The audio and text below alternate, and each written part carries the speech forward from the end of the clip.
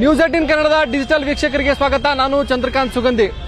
ಇತ್ತೀಚಿನ ದಿನಗಳಲ್ಲಿ ವಿಧಾನಸೌಧದಲ್ಲಿ ಪಾಕ್ ಪರ ಘೋಷಣೆಯಾಗಿತ್ತು. ಬಳಿಕ ಚುನಾವಣೆ ಗೆದ್ದ ಬಳಿಕ ಪಾಕಿಸ್ತಾನದ ಪರ ಘೋಷಣೆಯನ್ನು ಕೂಗಿ ಪುಂಡಾಟವನ್ನ ಪ್ರದರ್ಶನ ಮಾಡಿದ್ದಾಯಿತು. ಈಗ ಕೋರ್ಟ್ ಹಾಲ್ ಬಳಿಯಲ್ಲೇ ಪಾಕಿಸ್ತಾನದ ಪರವಾಗಿ ಘೋಷಣೆ ಕೂಗುವ ಮೂಲಕ ಖೈದಿಯೊಬ್ಬ ಪೊಲೀಸರಿಗೆ ತಲೆನೋವಾಗಿದ್ದಾನೆ. ಬೆಳಗಾವಿ ಹಿಂಡಲಗ ಜೈಲಿನಲ್ಲಿ ಕಳೆದ 2018ರಿಂದ ಇರುವಂತಹ ಖೈದಿಯೊಬ್ಬ ಈಗ ಬೆಳಗಾವಿ ಪೊಲೀಸರಿಗೆ ಸಾಕಷ್ಟು ತಲೆನೋವನ್ನು ತಂದಿಟ್ಕೊಂಡಿರ್ತಕ್ಕಂಥದ್ದು. ಪ್ರಮುಖವಾಗಿ ಏನು, ಬೆಳಗಾವಿ ಹಿಂಡಲಗ ಜೈಲಿನಿರುವ ಜಯೇಶ್ ಪೂಜಾರಿ ಅಲಿಯಾಸ್ ಶಾಕೀರ್ ಮೊಹಮ್ಮದ್ ಅಂತಕ್ಕಂಥ ಮಂಗಳೂರು ಮೂಲದ ಖೈದಿ. ಈತ ಮರ್ಡರ್ ಕೇಸ್ನಲ್ಲಿ ಮರಣದಂಡನೆ ಶಿಕ್ಷೆಗೆ ಗುರಿಯಾಗಿದ್ದಾನೆ. ಬಳಿಕ ಆ ಒಂದು ಶಿಕ್ಷೆಯನ್ನ ಜೀವಾವಧಿ ಶಿಕ್ಷೆಯಾಗಿ ಪರಿವರ್ತನೆಗೊಂಡು ಬೆಳಗಾವಿ ಹಿಂಡಲಗ ಜೈಲಿನಲ್ಲಿರ್ತಕ್ಕಂಥದ್ದು. ಈ ಒಂದು ಶಿಕ್ಷೆಯ ಸಂದರ್ಭದಲ್ಲಿ ಅನೇಕ ಅವಾಂತರಗಳನ್ನು ಈ ಖೈದಿ ಸೃಷ್ಟಿ ಮಾಡ್ತಿರ್ತಕ್ಕಂಥದ್ದು. ಇದು ಸಾಕಷ್ಟು ಈಗ ಪೊಲೀಸರಿಗೆ ತಲೆನೋವಾಗಿದೆ. ಪ್ರಮುಖವಾಗಿ ಏನು, ಇತ್ತೀಚಿನ ಕೆಲ ವರ್ಷಗಳ ಹಿಂದೆ ಕೇಂದ್ರದ ಭೂ ಸಾರಿಗೆ ಸಚಿವ ನಿತಿನ್ ಗಡ್ಕರಿಗೆ ಕರೆಯನ್ನ ಮಾಡಿ ಹಣಕ್ಕಾಗಿ ಬೇಡಿ ಇರ್ತಕ್ಕಂಥದ್ದು, ಮತ್ತೊಂದು ಕಡೆ ಜೀವ ಬೆದರಿಕೆ ಹಾಕಿರ್ತಕ್ಕಂಥದ್ದು. ಈ ಪ್ರಕರಣ ಸಂಬಂಧಪಟ್ಟಂತೆ ನಿತಿನ್ ಗಡ್ಕರಿ ಅವರು ನಾಗಪುರದ ಪೊಲೀಸ್ ಠಾಣೆಯಲ್ಲಿ ದೂರನ್ನು ದಾಖಲಿಸಿದ್ರು. ಬಳಿಕ ಆರೋಪಿಯನ್ನು ಇಲ್ಲಿಂದ ಕರೆದುಕೊಂಡು ಹೋಗಿ ವಿಚಾರಣೆಯನ್ನ ಒಳಪಡಿಸಲಾಗಿತ್ತು. ಬಳಿಕ ಈತ ಹಣಕ್ಕಾಗಿ ಬೇಡಿಕೆ ಇಟ್ಟಿರ್ತಕ್ಕಂಥದ್ದು ಸಾಕಷ್ಟು ಸಂಚಲನಕ್ಕೆ ಕಾರಣವಾಗಿತ್ತು. ಈಗ ಅದೇ ವರ್ಷದ ಹಿಂದಿನ ವರ್ಷ ಬೆಳಗಾವಿಯಲ್ಲಿ IGP ಆಗಿರ್ತಕ್ಕಂಥ ಅಲೋಕ್ ಕುಮಾರ್ ಅವರಿಗೆ ಜೀವ ಬೆದರಿಕೆ ಹಾಕಿರ್ತಾರೆ. ಇನ್ನು ಅಲೋಕ್ ಕುಮಾರ್ ಅವರು ಬೆಳಗಾವಿ APMC ಪೊಲೀಸ್ ಠಾಣೆಯಲ್ಲಿ ದೂರನ್ನ ದಾಖಲಿಸಿರ್ತಕ್ಕಂಥದ್ದು. ಈ ಒಂದು ಪ್ರಕರಣ ಸಂಬಂಧಪಟ್ಟ ಹಾಗೆ ಜಯೇಶ್ ಪೂಜಾರಿಯನ್ನ ವಶಕ್ಕೆ ಪಡೆದು APMC ಪೊಲೀಸರು ನಿನ್ನೆ ಬೆಳಗಾವಿಯ 4ನೇ JMFC ಕೋರ್ಟ್ನಲ್ಲಿ ಈತನನ್ನ ಹಾಜರುಪಡಿಸಕ್ಕೆ ಸಿದ್ಧಗೊಂಡಿರ್ತಾರೆ. ಈ ಒಂದು ಹಾಲ್ ಬಳಿಯಲ್ಲೇ ಈತ ಪಾಕ್ ಪರ ಘೋಷಣೆಯನ್ನ ಕೂಗ್ತಾನೆ. ಬಳಿಕ ಹಿಂದೂಸ್ತಾನ್ ಮುರ್ದಾಬಾದ್ ಅಂತಕ್ಕಂಥ ಘೋಷಣೆಯನ್ನು ಕೂಗಿರ್ತಕ್ಕಂಥದ್ದು. ಈತನನ್ನ ತಕ್ಷಣಕ್ಕೆ ಮತ್ತೆ ಅಲ್ಲಿ ಪೊಲೀಸರು ವಶಕ್ಕೆ ಪಡಿತಾರೆ. ಅಲ್ಲಿದ್ದಂತಹ ಸ್ಥಳೀಯರು ಮತ್ತು ವಕೀಲರು ಇದರಿಂದ ತೀವ್ರ ಆಕ್ರೋಶಕ್ಕೆ ಕಾರಣವಾಗುತ್ತೆ. ಯಾಕಂದ್ರೆ ಕೋರ್ಟ್ ಹಾಲ್ನಲ್ಲಿ ಈ ರೀತಿ ದೇಶದ್ರೋಹದ ಘೋಷಣೆ ಇದು ಸಾಕಷ್ಟು ಸಂಚಲನಕ್ಕೆ ಕಾರಣವಾಗುತ್ತೆ. ಅಲ್ಲಿಂದ ಏನು ಆತನ ಮೇಲೆ ಹಲ್ಲೆಗೂ ಕೂಡ ಕೆಲವರು ಸ್ಥಳೀಯರು ಮುಂದಾಗ್ತಾರೆ. ಇದನ್ನು ತಕ್ಷಣ ಎಚ್ಚೆತ್ತುಕೊಂಡಂತ ಪೊಲೀಸರು ಆರೋಪಿಯನ್ನ ಬಂಧಿಸಿ APMC ಪೊಲೀಸ್ ಠಾಣೆಗೆ ಕರೆದುಕೊಂಡು ಹೋಗಿ ವಿಚಾರಣೆಯನ್ನು ಮಾಡ್ತಾರೆ. ನಿನ್ನೆ ಏನು ಈ ಒಂದು ಘೋಷಣೆ ಕೂಗಿದ ಪ್ರಕರಣ ಸಂಬಂಧಪಟ್ಟಂತೆ ದೇಶದ್ರೋಹದ ಕೇಸನ್ನ ಮಾರ್ಕೆಟ್ ಪೊಲೀಸ್ ಠಾಣೆಯಲ್ಲಿ ದಾಖಲು ಮಾಡಿರ್ತಕ್ಕಂಥದ್ದು. ಈತ ಏನು ಜಯೇಶ್ ಪೂಜಾರಿ ಅಂದ್ರೆ ಈತನ ವಿರುದ್ಧ ಅನೇಕ ಕೊಲೆ ಮತ್ತು ಬೆದರಿಕೆ ಆರೋಪಗಳಿರ್ತಕ್ಕಂಥದ್ದು. ಈ ಹಿನ್ನೆಲೆಯಲ್ಲಿ ಬೆಳಗಾವಿ ಹಿಂಡಲಗ ಜೈಲಿನಲ್ಲಿ ಕಳೆದ ಅನೇಕ ವರ್ಷಗಳಿಂದ ಇದ್ದು ಈ ಒಂದು ಜೈಲಿನಲ್ಲಿ ಇದ್ದಂತ ಸಂದರ್ಭದಲ್ಲೇ ಈ ರೀತಿ ಕೃತ್ಯಗಳನ್ನ ಮಾಡ್ತಕ್ಕಂಥದ್ದು. ಏನು ADGP ಅಲೋಕ್ ಕುಮಾರ್ ಆಗಿರ್ಬೋದು, ಕೇಂದ್ರ ಸಚಿವ ನಿತಿನ್ ಗಡ್ಕರಿ ಆಗಿರ್ಬೋದು, ಈಗ ಅನೇಕರಿಗೆ ಈ ರೀತಿ ಜೀವ ಬೆದರಿಕೆ ಆಗ್ತಕ್ಕಂಥದ್ದು. ಈತನಿಗೆ ಕಡಿವಾಣ ಹಾಕುವುದು ಈಗ ಪೊಲೀಸರಿಗೆ ದೊಡ್ಡ ಸವಾಲಾಗಿದೆ. ಈತನ ವಿರುದ್ಧ ಈಗ ಮತ್ತೊಂದು ಕೇಸ್ ಈಗ ಮಾರ್ಕೆಟ್ ಪೊಲೀಸ್ ಠಾಣೆಯಲ್ಲಿ ದಾಖಲಾಗಿರ್ತಕ್ಕಂಥದ್ದು. ನಾಗಪುರ ಕೇಸ್ನಲ್ಲಿ ಈತನನ್ನ ಏನೋ ವಿಚಾರಣೆಗಳು ಒಳಪಡಿಸಿದ ಸಂದರ್ಭದಲ್ಲಿ ಕರ್ನಾಟಕದ ಮಾಜಿ ಸಚಿವರೊಬ್ಬರಿಗೂ ಕೂಡ ಈತ ಬೆದರಿಕೆ ಹಾಕಕ್ಕೆ ಸಂಚನ ರೂಪಿಸಿದ್ದ ಅಂತಕ್ಕಂಥ ಅಂಶಗಳು ಬೆಳಕಿಗೆ ಬಂದಿರತಕ್ಕಂಥದ್ದು. ಈಗ ಆರೋಪಿಯನ್ನು ವಶಕ್ಕೆ ಪಡೆದ ಸಂದರ್ಭದಲ್ಲಿ ಯಾವೆಲ್ಲ ಮಹತ್ವದ ವಿಚಾರಗಳು ಈತನಿಂದ ತಿಳಿದು ಬರ್ತವೆ ಅಂತಕ್ಕಂಥದ್ದು ಈಗ ಕುತೂಹಲಕ್ಕೆ ಕಾರಣವಾಗಿದೆ. ಬೆಳಗಾವಿ ಹಿಂಡಲಗ ಜೈಲಿನ ಅಧಿಕಾರಿಯೂ ಕೂಡ ಈತನ ವಿರುದ್ಧ ಬೆಳಗಾವಿ ಗ್ರಾಮೀಣ ಪೊಲೀಸ್ ಠಾಣೆಯಲ್ಲಿ ದೂರ ಕೊಟ್ಟಿರ್ತಕ್ಕಂಥದ್ದು. ಏನು ಹಿಂಡಲಗ ಜೈಲಿನಲ್ಲಿ ಈತ ಮೊಬೈಲ್ ಅನ್ನ ಬಳಸ್ತಾನೆ ಮತ್ತು ಅನೇಕ ಸಮಾಜದ್ರೋಹಿ ಮತ್ತು ಈ ರೀತಿ ಬೆದರಿಕೆ ಮತ್ತು ಇಂತಹ ಪ್ರಕರಣಗಳಲ್ಲಿ ಈತ ಭಾಗಿಯಾಗ್ತಾನೆ ಅಂತಕ್ಕಂಥದ್ದು ದೂರನ್ನು ಕೊಟ್ಟಿದ್ರು. ಅದಾದ ಬಳಿಕವೂ ಕೂಡ ಈತನಿಗೆ ಕಡಿವಾಣ ಹಾಕಕ್ಕೆ ಪೊಲೀಸರಿಗೆ ಸಾಧ್ಯ ಆಗ್ತಿಲ್ಲ. ಏನು ಜಯೇಶ್ ಪೂಜಾರಿ ಅಂತಕ್ಕಂಥ ಈತ ಕಳೆದ ಅನೇಕ ವರ್ಷಗಳಿಂದ ಇಸ್ಲಾಂ ಧರ್ಮಕ್ಕೆ ಕನ್ವರ್ಟ್ ಆಗಿರ್ತಾನೆ. ಶಾಕೀರ್ ಮೊಹಮ್ಮದ್ ಅಂತೇಳಿ ತನ್ನ ಹೆಸರನ್ನ ಬದಲಾವಣೆ ಮಾಡ್ತಾನೆ. ಆದರೆ ಭೂಗತ ಲೋಕದಲ್ಲಿ ಈತ ಜಯೇಶ್ ಪೂಜಾರಿ ಅಂತಾನೆ ಏನು ಕುಖ್ಯಾತಿಯನ್ನು ಗಳಿಸಿರ್ತಕ್ಕಂಥದ್ದು. ಈಗ ಈತ ಏನಿದೆ ಬೆಳಗಾವಿ ಪೊಲೀಸರು ಮತ್ತು ಹಿಂಡಲಗ ಜೈಲಿನ ಅಧಿಕಾರಿಗಳಿಗೆ ದೊಡ್ಡ ತಲೆನೋವಾಗಿದ್ದಾನೆ. ಈತ ಅನೇಕರಿಗೆ ಬೆದರಿಕೆ ಆಗ್ತಕ್ಕಂಥದ್ದು, ಜೈಲಿನಲ್ಲೇ ಕುಳಿತುಕೊಂಡು ಅನೇಕ ಅಕ್ರಮಗಳಲ್ಲಿ ಈತ ಭಾಗಿಯಾಗ್ತಾನೆ. ಈತನಿಗೆ ಕಡಿವಾಣ ಹಾಕೋದು ಈಗ ಬೆಳಗಾವಿ ಪೊಲೀಸರಿಗೆ ದೊಡ್ಡ ಸವಾಲಾಗಿದೆ. ಇನ್ನು ಈತ ಜೈಲಿನಲ್ಲಿ ಈತನಿಗೆ ಫೋನ್ ಯಾವ ರೀತಿ ಸಿಗುತ್ತೆ ಮತ್ತು ಈತನ ಹಿಂದಿರೋರು ಯಾರು ಅನ್ನೋದ್ರ ಬಗ್ಗೆ ಈಗ ಸಾಕಷ್ಟು ತನಿಖೆ ಆಗಬೇಕಿದೆ. ಈ ಶಾಕೀರ್ ಅಲಿಯಾಸ್ ಜಯೇಶ್ ಪೂಜಾರಿ ಅಂತ ಒಂದು ವ್ಯಕ್ತಿ ಏಜ್ಡ್ 38 ಇಯರ್ಸ್ ನಮ್ಮ ಹಿಂದಲ್ಗ ಜೈಲಲ್ಲಿ ಕಾನ್ವಿಕ್ಟ್ ಪ್ರಿಸನರ್ ಆಗಿ ಒಂದು ಲೈಫ್ ಸೆಂಟೆನ್ಸ್ ನ ಅಂಡರ್ಗೋ ಮಾಡ್ತಿರ್ತಾರೆ. ಇವರು ಬಂದು ಒಂದು 2018 ಕೇಸಲ್ಲಿ ಅವರಿಗೆ ಕೋರ್ಟಿಗೆ ಪ್ರೊಡ್ಯೂಸ್ ಮಾಡಿರ್ತಾರೆ. ಆ ಸಮಯದಲ್ಲಿ JMFC ಕೋರ್ಟ್ ಹಾಲ್ ನಂಬರ್ 4 ಆಗಿರುತ್ತೆ. ಅಲ್ಲಿ ಈ ವ್ಯಕ್ತಿ ಬಂದು ಒಂದು ಪಾಕಿಸ್ತಾನ್ ಜಿಂದಾಬಾದ್ ಅಂತ ಹೇಳಿ ಘೋಷಣೆ ಕೂಗ್ತಾನೆ.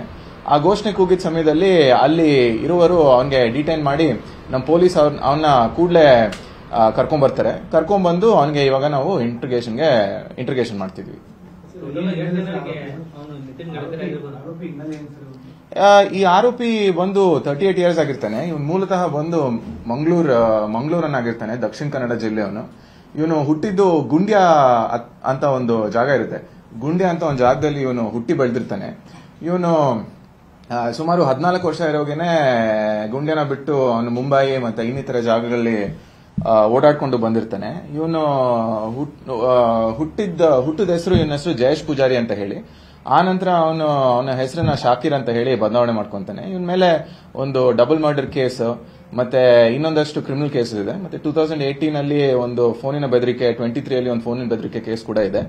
ಸೊ ಈ ವಿಚಾರವಾಗೇನೆ ಇವನ್ 2018 ಒಂದು ಕೇಸಲ್ಲಿ ನಮ್ಮ JMFC ಕೋರ್ಟ್ ಹಾಲ್ ನಂಬರ್ 4 ಗೆ ಪ್ರೊಡ್ಯೂಸ್ ಮಾಡ್ತಾರೆ. ಇವನ್ ಮೇಲೆ ಪ್ರಕರಣ ಇದೆ. ನಾವು ಈಗ ಪ್ರಿಲಿಮಿನರಿ ತನಿಖೆ ನಡೀತಾ ಇದೆ. ತನಿಖೆ ನಡೀತಿರೋ ಕಾರಣಕ್ಕೆ ಇನ್ ಟು ದ ಡೀಟೇಲ್ಸ್ ನಾನು ಹೋಗಿ ತಮಗೆ ಹೇಳಲಿಕ್ಕೆ ಬಹಳ ಕಷ್ಟ ಆಗುತ್ತೆ ನನಗೆ. ಬಟ್ ಅವನ ಈ ಘೋಷಣೆ ಕೂಗಿದ ತಕ್ಷಣ ನಾವು ಅವನಿಗೆ ಸ್ಟೇಷನ್ಗೆ ಕರೆದಿದ್ದೀವಿ. ನಮ್ಮ ಮಾರ್ಕೆಟ್ ಪೊಲೀಸ್ ಸ್ಟೇಷನ್ ಅಲ್ಲಿ ಒಂದು ಪ್ರಕರಣ ಕೂಡ ನಾವು ದಾಖಲೆ ಮಾಡ್ಕೊಂತಿದೀವಿ ಇವಾಗ.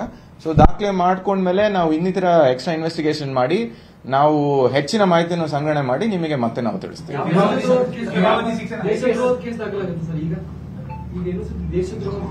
ಈಗ ನಾವು ಅವನ ಮೇಲೆ ಒಂದು ಪ್ರಕರಣ ದಾಖಲೆ ಮಾಡ್ತೀವಿ. ಈ ನಿಟ್ಟಲ್ಲಿ ಕೂಗಿದಕ್ಕೆ ನಾವು ಪ್ರಕರಣ ದಾಖಲೆ ಮಾಡಿ ಅವನಿಗೆ ಮತ್ತೆ ನಾವು ಕೋರ್ಟಿಗೆ ಹಾಜರು ಮಾಡಿ ಮತ್ತೆ ನಾವು ಜುಡಿಷಿಯಲ್ ಕಸ್ಟಡಿಗೆ ಕಳಿಸ್ಕೊಡ್ತೀವಿ. ಇವನಿಗೆ ಒಂದು ದಕ್ಷಿಣ ಕನ್ನಡ ಜಿಲ್ಲೆಯಲ್ಲಿ ಒಂದು 302 ಡಬಲ್ ಮರ್ಡರ್ ಕೇಸ್ ಇರುತ್ತೆ. ಆ ಡಬಲ್ ಮರ್ಡರ್ ಕೇಸಲ್ಲಿ ಇವನಿಗೆ 14 ಇಯರ್ಸ್ ಕನ್ವಿಕ್ಷನ್ ಆಗಿರುತ್ತೆ. ಆ 14 ಇಯರ್ಸ್ ಕನ್ವಿಕ್ಷನ್ ಆಗಿರೋ ಕೇಸಲ್ಲಿ ಅವನು ಏನು ಜೀವಾವಧಿ ಶಿಕ್ಷೆನ ಅನುಭವಿಸಿರ್ತಾನೆ. ಎಲ್ಲಿ ಇವನು ಹಲವಾರು ಜೈಲಲ್ಲಿ ಇದ್ದ. ಇಲ್ಲಿ ಎಕ್ಸಾಕ್ಟ್ ಆಗಿ ಯಾವ ಇಯರ್ ಇಂದ ಇದ್ದ ಅಂತ ಹೇಳಿ ನಾನು ಪರಿಶೀಲನೆ ಮಾಡಿ ನಿಮ್ಗೆ ಹೇಳ್ಬೇಕಾಗುತ್ತೆ. ಬಟ್ ಇವಾಗ ಅವನು ನಮ್ಮ ಹಿಂದಲ್ಗಾ ಜೈಲಲ್ಲಿ ಕಾನ್ವಿಕ್ಟ್ ಪ್ರಿಸನರ್ ಆಗಿ ಶಿಕ್ಷಣ ಅನುಭವಿಸ್ತಿದ್ದಾನೆ. ಹೌದು, ಪ್ರಿಲಿಮಿನರಿ ತನಿಖೆಯಲ್ಲಿ ನಾವು ಮಾಡಿದಾಗ ಅವನೇನ್ ಹೇಳ್ತಾನೆ ಅಂತ ಹೇಳಿದ್ರೆ, ಅವನು ಹುಟ್ಟಾಗ ಅವನ ಹೆಸರು ಜಯೇಶ್ ಪೂಜಾರಿ ಅಂತ ಇರುತ್ತೆ, ಜಯೇಶ್ ಕಾಂತ್ ಪೂಜಾರಿ ಅಂತ ಹೇಳಿ.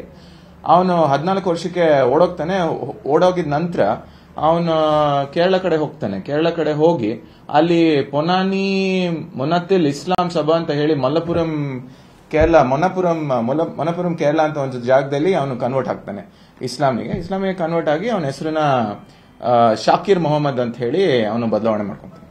ಹೌದು, ಅದೇ 2018 ಅಲ್ಲಿ ನಮ್ಮ ADGP ಸಾಹೇಬ್ರಿಗೆ ಅವನು ಕಾಲ್ ಮಾಡಿ ಒಂದು ಬೆದರಿಕೆ ಕಾರ್ಯಲ್ಲಿ ಇವತ್ತು ಅವನಿಗೆ ಕೋರ್ಟ್ ಅಲ್ಲಿ ಪ್ರೊಡ್ಯೂಸ್ ಮಾಡಬೇಕಾಗಿತ್ತು. ಸೊ ಆ ಕಾರಣಕ್ಕಾಗಿ ಇವತ್ತು ಕೋರ್ಟಿಗೆ ಹಾಜರಾತಿಗೆ ಆಗಿದ್ದವನು. ಈಗ ನೋಡಿ, ನಾವು ಪ್ರಸ್ತುತ ಪ್ರಿಲಿಮಿನರಿ ತನಿಖೆನೆ ಮಾಡ್ತಾ ಇದೀವಿ. ಸೊ ಎಕ್ಸಾಕ್ಟ್ ಆಗಿ ಏನಕ್ಕೆ ಕೂಗ್ದ, ಯಾಕೆ ಕೂಗ್ದ, ಒಂದು ಮನಸ್ಥಿತಿ ಏನಿತ್ತು, ಏನ್ ನಡೀತಿತ್ತು ಅಂತ ಹೇಳಿ ನಾವು ಪರಿಶೀಲನೆ ಮಾಡ್ತಿದೀವಿ. ಸೊ ಅದು ನಮ್ಗೆ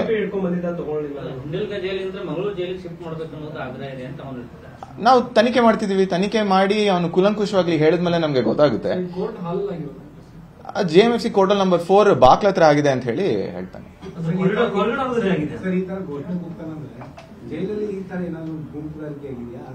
ಚೆಕ್ ಮಾಡ್ಬೇಕಾಗುತ್ತೆ, ನಾವು ಚೆಕ್ ಮಾಡ್ಬೇಕಾಗುತ್ತೆ.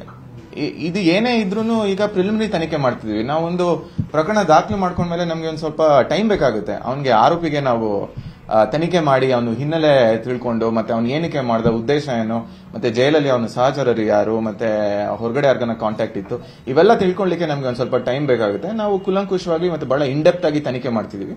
ಸೊ ಮಾನ್ಯ ಪೊಲೀಸ್ ಆಯುಕ್ತರ ಮಾರ್ಗದರ್ಶನದಲ್ಲಿ ನಾವು ತನಿಖೆ ಮಾಡಿ ಇದರಲ್ಲಿ ಏನಕ್ಕೆ, ಯಾಕೆ, ಯಾವ ಕಾರಣಕ್ಕೆ ಅಂತ ಹೇಳಿ ಅವ್ನು ಮಾಡಿದಾನೆ ಅಂತ ಹೇಳಿ ನಾವು ಖಚಿತವಾಗಿ ನಾವು ತಿಳ್ಕೊಂತೀವಿ. ಇನ್ನು ನಾವು ಇವಾಗ ಪರಿಶೀಲನೆ ಮಾಡ್ತಿದೀವಿ. ನಾವು ಈಗ ಮಾತಾಡ್ತಿದೀವಿ, ಅವನ ಹತ್ರ ಒಂದು ಸ್ಟೇಟ್ಮೆಂಟ್ ಅಂತದೆಲ್ಲ ರೆಕಾರ್ಡ್ ಮಾಡ್ಕೊಂತಿದೀವಿ. ನಮ್ಗೆ ಈ ಕೇಸಲ್ಲಿ ಅಥವಾ ಬೇರೆ ಕೇಸಲ್ಲಿ ಯಾವುದೇ ರೀತಿ ನಮ್ಗೆ ಏನಾನ ಲೀಡ್ ಸಿಕ್ಕಿ ನಮ್ಗೆ ಇನ್ನ ಇನ್ವೆಸ್ಟಿಗೇಷನ್ಗೆ ಬೇರೆ ಯಾವುದೇ ರೀತಿ ಸಹಕಾರ ಬೇಕು ಮತ್ತೆ ನಮ್ಗೆ ಏನ ಇನ್ಫಾರ್ಮೇಶನ್ ಬೇಕು ಅಂತ ಹೇಳಿದ್ರೆ ನಾವು ಫರ್ದರ್ ಪೊಲೀಸ್ ಕಸ್ಟಡಿ ತಗೊಂತೀವಿ.